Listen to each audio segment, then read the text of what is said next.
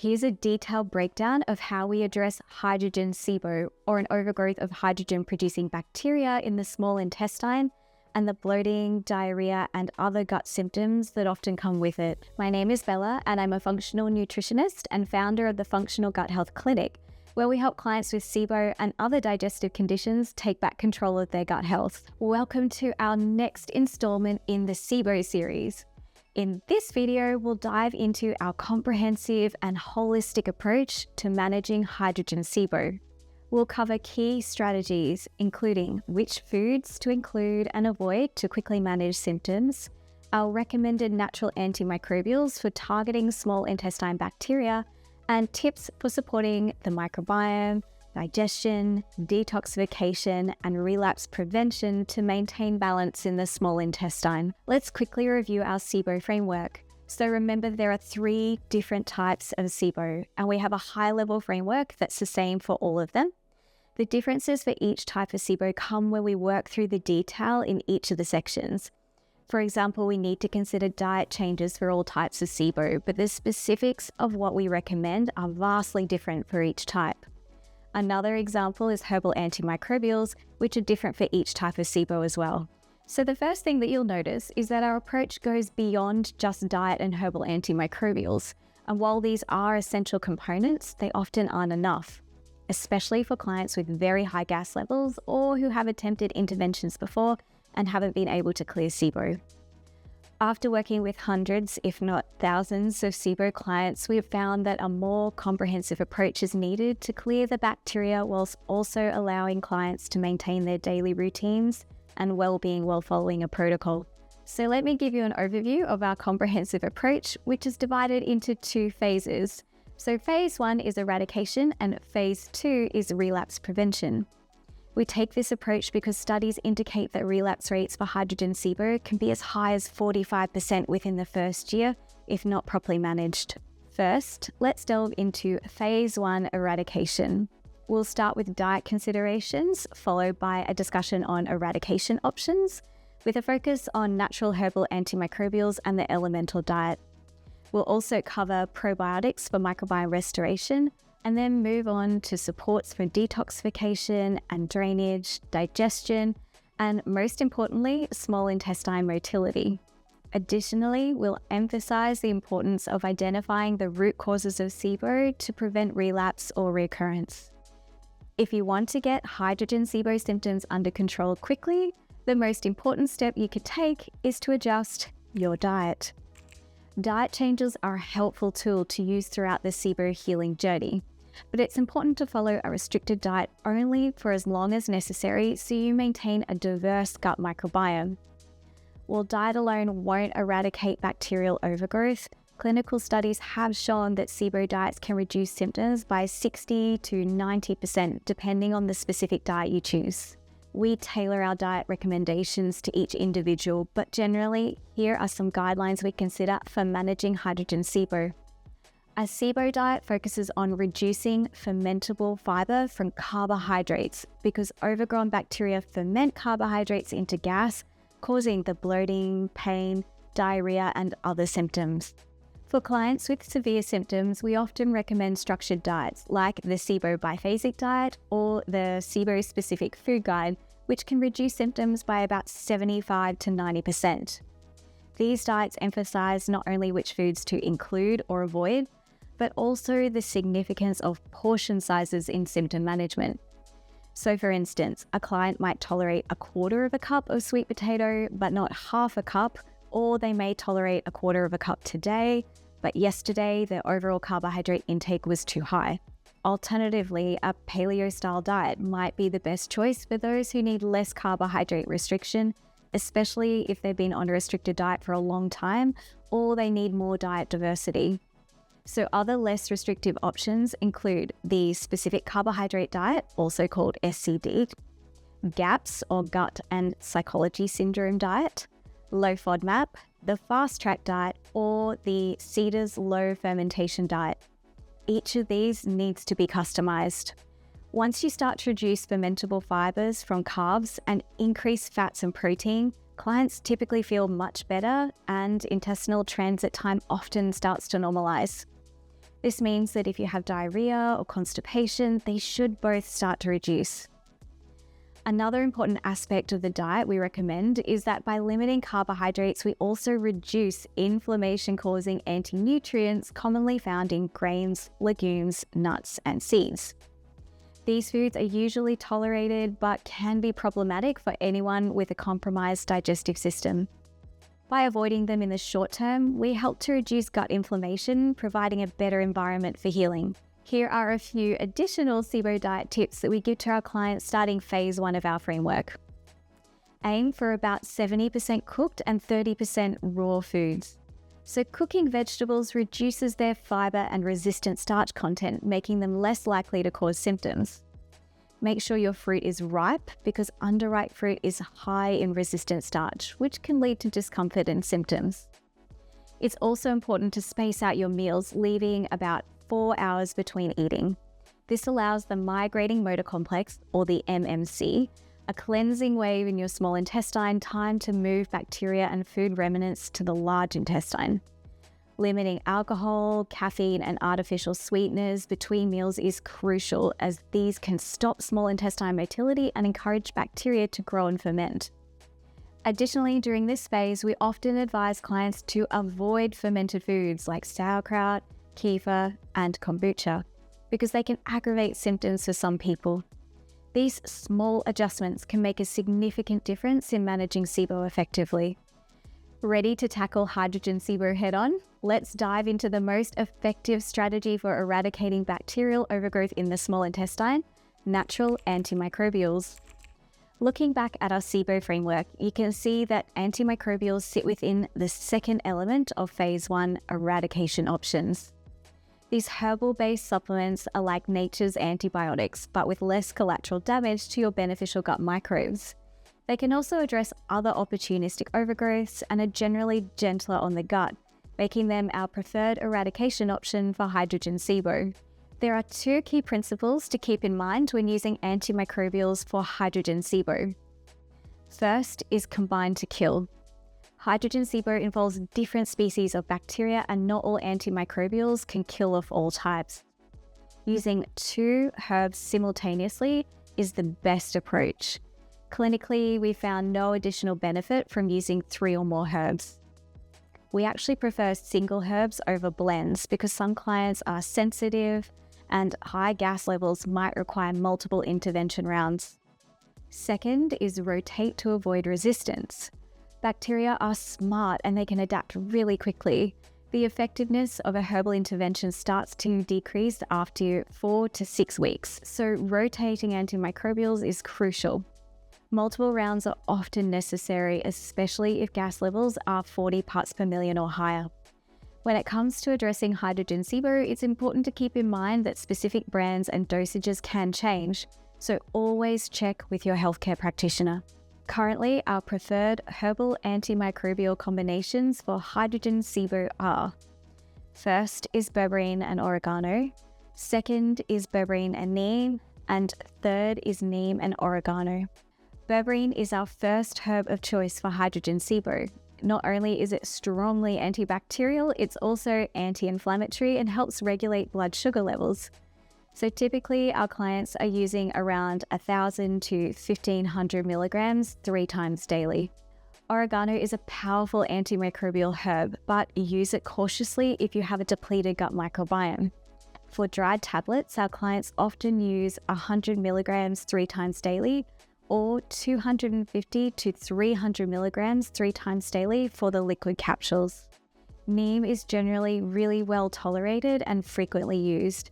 Our clients typically use around 600 milligrams 3 times daily. While pre-mixed antimicrobial blends exist, make sure they contain the right quantities of berberine, neem, or oregano before adding them in. So for example, we often find that some of the more popular combination products don't actually contain enough berberine to be effective for hydrogen SIBO eradication. Finding high-quality versions of these products can be challenging. So we've opened our full script dispensary with a 20% discount off the regular retail price for anyone in the US. We want to make sure you have access to the best tools for your healing journey, so check the link in the description if you're interested. And as with all supplement recommendations, please consult with your qualified healthcare provider before starting a new product just to make sure it's right for you. Did you know that an estimated 75% of bacterial infections involve biofilm? Biofilm are colonies of microorganisms protected by an extracellular matrix, which acts like a shield and home for the infection. This protective barrier can make the infection up to 1,000 times more resistant to antibiotics, making it much harder to eliminate. That's why incorporating a SIBO biofilm disruptor should be considered in a comprehensive protocol when you're using antimicrobials for your eradication. Using specific herbal products to break down the biofilm while taking antimicrobials can significantly improve protocol effectiveness. Our clients have found success with blends like Biofilm Defense by Kirkman Labs and Interphase Plus by Claire Labs and Biofilm Phase 2 Advanced by Priority 1. If you have very high gas levels on breath testing, or if various rounds or combinations of herbal antimicrobials or antibiotics haven't been effective for hydrogen SIBO, it might be time to consider another eradication option, the elemental diet. It has strong clinical evidence for reducing hydrogen levels when other interventions have failed.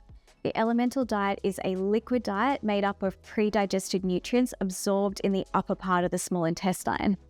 This method effectively starves the overgrown bacteria in the lower part of the small intestine responsible for hydrogen SIBO while still providing nutrition for the person. Since this approach can also starve beneficial gut bacteria, it's best used as a last resort and for a short period to avoid long-term dysbiosis.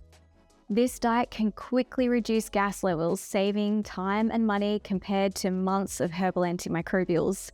So typically gas levels drop by around 50 to 70 parts per million over 2 weeks on the elemental diet. The summarized version of the process is you consume no solid food, only water and the elemental diet for 2 weeks. Then retest your gas levels on the morning of day 15. If gas levels are still high, we advise clients to wait 1 to 2 months before using the diet again, just to allow the gut microbiome time to recover. During this break, you can use antimicrobials if you need them. While you can make your own elemental diet, our clients find it easier to use a pre-made product like the Physician's Elemental Diet by Integrative Therapeutics. It contains a balanced mix of macronutrients, minerals, essential vitamins, and electrolytes. And we typically recommend the dextrose-free formulation, especially for those needing a lower sugar option or who are dealing with fungal overgrowth or SIFO in the small intestine.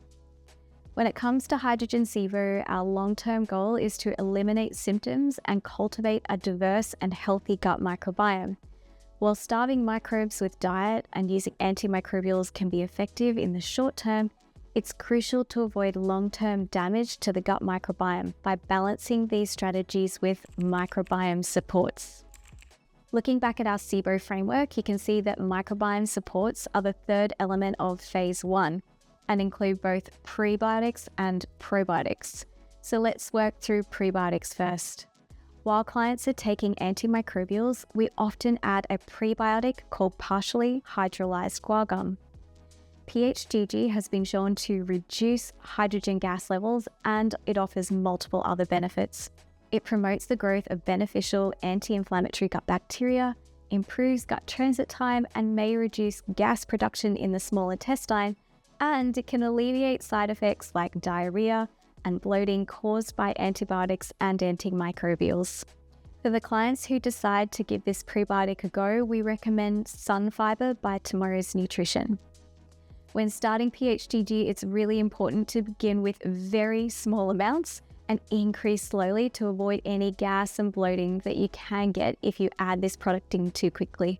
Next is probiotics. We use probiotics as a part of SIBO protocols when they're tolerated to help with symptoms like diarrhea, gas, and bloating. Saccharomyces boulardii is a beneficial yeast that's resistant to antibiotics and helps restore gut microbiome balance. It's effective in reducing inflammation, supporting gut barrier function, and managing diarrhea. Other probiotic strains we consider when clients are struggling with gas and bloating include Lactobacillus plantarum, Bifidobacterium infantis, Lactobacillus rhamnosus GG, and Bifidobacterium lactis. These strains are found in many blended products, or you can source the strains individually if you're being really targeted. While we don't use probiotic foods so much in phase 1, there's something we try to incorporate into phase 2 after successful SIBO eradication and as soon as they are tolerated. That's because probiotic-rich foods can also help repopulate and rebalance the gut microbiome, which is our ultimate long-term goal and one of the ways we make sure that SIBO doesn't continuously relapse. Some clients tolerate them really well and others don't.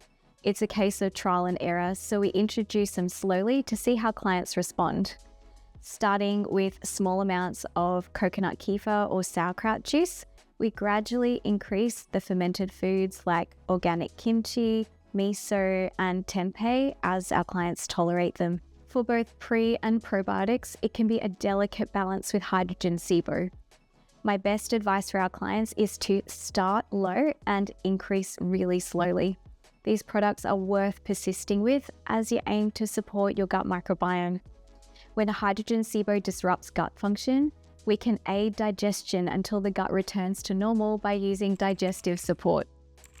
Digestive supports are a part of phase 1 of our SIBO framework, and while these are listed as number 4, keep in mind that we are layering these in at the same time as the other elements of diet, antimicrobials, and microbiome supports. SIBO can impair the production of digestive enzymes, particularly those made by the brush border of the small intestine. That's why we often recommend digestive enzyme supplements to help break down food properly and avoid excess fermentation and gas. One product that our clients frequently use is Enzymedica Digest Gold with AT Pro, which is typically really well tolerated. Another crucial aspect of supporting digestion is managing stress and incorporating daily relaxation practices. These might seem simple, but they're vital for increasing blood flow to the GI tract and enhancing parasympathetic tone in the enteric nervous system. So that's the nervous system in the gut. When the body is stressed, it prioritizes functions like blood flow to the muscles for running away from danger, over digestion, and breaking down your meals. Practically, this means taking a moment to relax before eating. So many of our clients like to take a few deep breaths, then focus on the flavors, textures, or chewing as a great way to help the body prioritize digestion. We also consider detoxification and managing die-off symptoms as a part of our digestive supports in our SIBO framework. When bacteria die off, they release toxic byproducts into the GI tract that can trigger an inflammatory response from the immune system. This can cause a range of symptoms commonly known as die-off or Herxheimer reactions. The most common SIBO die-off symptoms we see include fatigue, headaches, body aches and pains, skin rashes or reactions, mood changes like anxiety and depression, and just a general increase in GI upset. To manage these symptoms, we recommend the following to our clients. Slow titration. Gradually introduce diet changes and supplements to control the rate of bacterial die-off. Reduce inflammation. So get plenty of rest and add in anti-inflammatory and antioxidant-rich foods like omega-3s. Support detoxification. This is a big one. You need to enhance detox pathways, especially the liver, with foods or herbal supplements and blends and binders as they're needed. We support the liver for all of our clients. It's such an important part of the gut healing process and really minimizes die-off reactions. For more detailed information, check out our blog and free die-off e-guide linked below in the description. The final part of digestive supports is boosting motility in the small intestine. One of the best tools we have to support small intestine motility and reduce relapse is prokinetics. Prokinetics stimulate the migrating motor complex, the wave-like contractions that occur every 90 to 120 minutes, constantly clearing out the excess bacteria and food from the small intestine, preventing reoccurring bacterial overgrowth or SIBO relapse. If the migrating motor complex, called the MMC, is not working properly, it's really hard to eradicate SIBO, and even if you do, there's a high chance that SIBO will relapse pretty quickly. This is why impaired small intestine motility is the most common cause of SIBO relapse. And the relapse numbers are pretty high with conventional protocols. Studies basically show that 2/3 of SIBO cases relapse, with the average time frame being about 2 to 2.5 months. This often happens because the root causes of SIBO haven't been identified or addressed properly. By doing a better job at this, we can significantly reduce relapse rates. It's worth mentioning here that prokinetics don't replace the MMC, they just enhance the effectiveness of vinculin motor proteins in the MMC. This means that if there's significant damage to these proteins from severe food poisoning, for example, prokinetics might not be effective. So you need enough function to have something to boost. But outside of this scenario, they are incredibly helpful. We often start clients on a prokinetic during hydrogen SIBO eradication to see if it improves their symptoms and to make sure that they tolerate the product. We aim to have motility supports in place before the end of phase 1, and we recommend clients take them for at least 3 months to get through that critical relapse period. Some clients will choose to continue using prokinetics longer to prevent SIBO relapse, and that is perfectly fine. I personally took them for about 2 years after eradicating SIBO until I felt like coming off them was pretty safe. There are many prokinetic supplements available, but we prefer ginger root or combinations with ginger. For those who don't tolerate ginger, then Iberogast, a blend of 6 herbs, has been shown to improve MMC function. So these are the basics of phase 1, the eradication phase. We're going to cover phase 2, relapse prevention, in a separate video, so make sure you're subscribed with notifications so that you don't miss it. Addressing hydrogen SIBO is a complex journey with many moving parts. Our microbiome and gut health are constantly evolving, influenced by lifestyle changes, our diet, and eradication protocols we have completed in the past. That's why a personalized approach is crucial. At the Functional Gut Health Clinic, we've successfully supported hundreds, if not thousands, of SIBO clients with tailored strategies for hydrogen SIBO. If you suspect you have SIBO or have already tested positive and need expert guidance, click the link in the description to connect with one of our specialists. Let's work together to take back control of your gut health.